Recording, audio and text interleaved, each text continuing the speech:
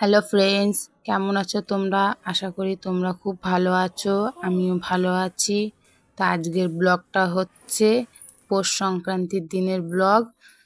তো তোমাদের ভিডিওটা ভালো লাগলে লাইক শেয়ার সাবস্ক্রাইব করবে চ্যানেলটাকে আমার।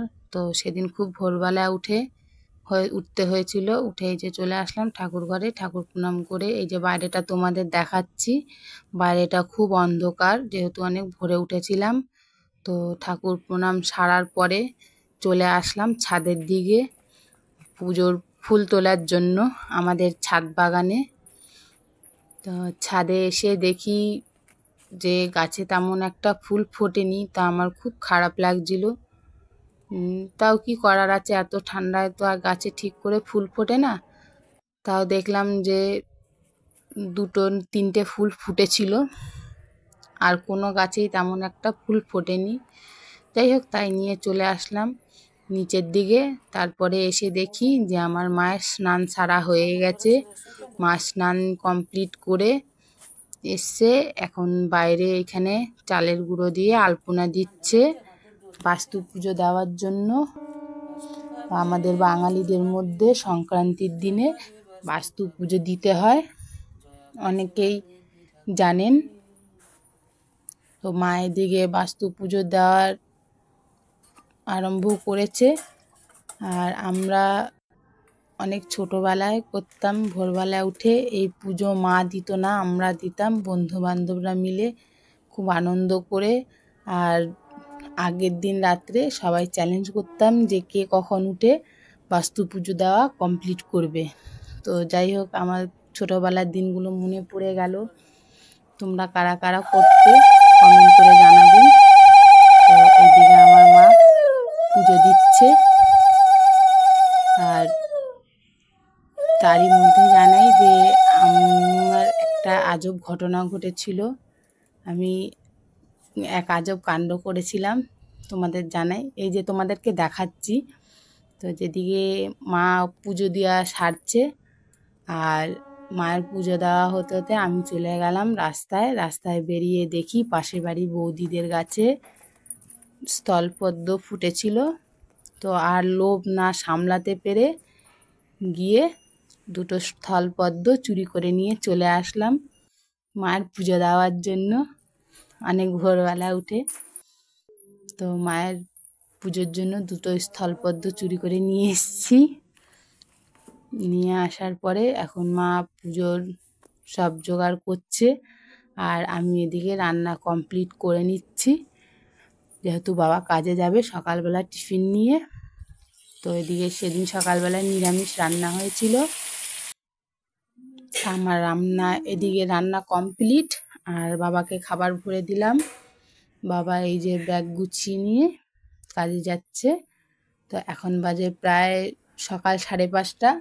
আমার বাবা চলে গেল ঢালাইয়ের কাজে।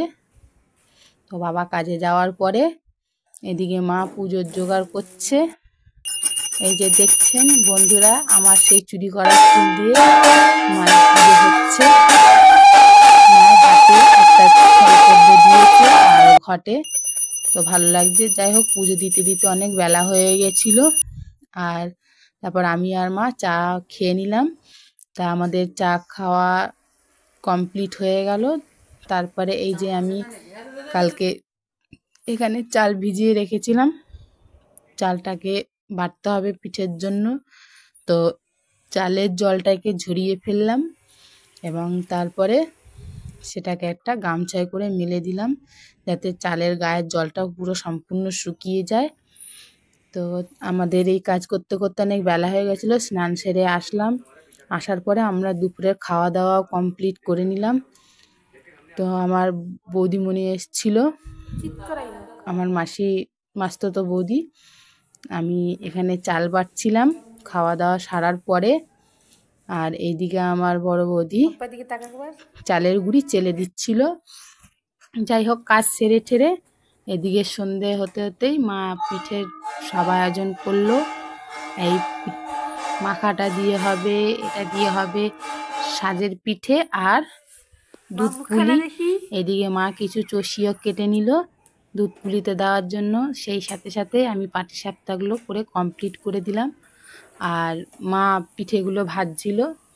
তো আমাদের পিঠে ভাজতে না বন্ধুরা খুব দেরি হয়ে গেছিলো, তো আমার আর তর সইছিল না। হঠাৎ করে মাসি ফোন করে বলল যে পিঠে খাবি তো চলে আয়। তো সেই পুরনো দিনের মতন চলে গেলাম টিফিন নিয়ে মাসি বাড়িতে। তো গিয়ে নিয়ে দেখি এই আমার মাসিমণি আমার জন্য গুড় আর শুকনো স্বাদের পিঠে বের করেছে। আমি খুব মজা করে খেলাম। খাওয়ার পরে আমি মাসিমণি আবার আমার কতগুলো পিঠে দিয়ে দিল। সেই পিঠে নিয়ে আমি চলে আসলাম। তো কারা কারা ছোটোবেলায় মাসি বাড়ি পিসি বাড়ি পিঠে খেতে যেতে কমেন্ট করে জানাবেন। আর এই পিঠে নিয়ে এইবার আমি চলে আসলাম। তখন প্রায় বাজে 9টা। পিঠে খেলাম তো আবার নিয়েও আসলাম মাসির বাড়ির থেকে। তারপরে যাই হোক এসে দেখি পিঠে আমাদের তখনও কমপ্লিট হয়নি। তারপরে পিঠে করা কমপ্লিট হতে হতে বেজে গেল প্রায় 10:30। খাওয়া দাওয়া সেরে আমরা সবাই শুতে গেলাম। তো আজকের মতন এই পর্যন্তই। আগামী ভিডিওতে আবার দেখা হচ্ছে। ভালো লাগলে লাইক শেয়ার সাবস্ক্রাইব করবে আর কমেন্ট করে জানাবেন। Bye bye.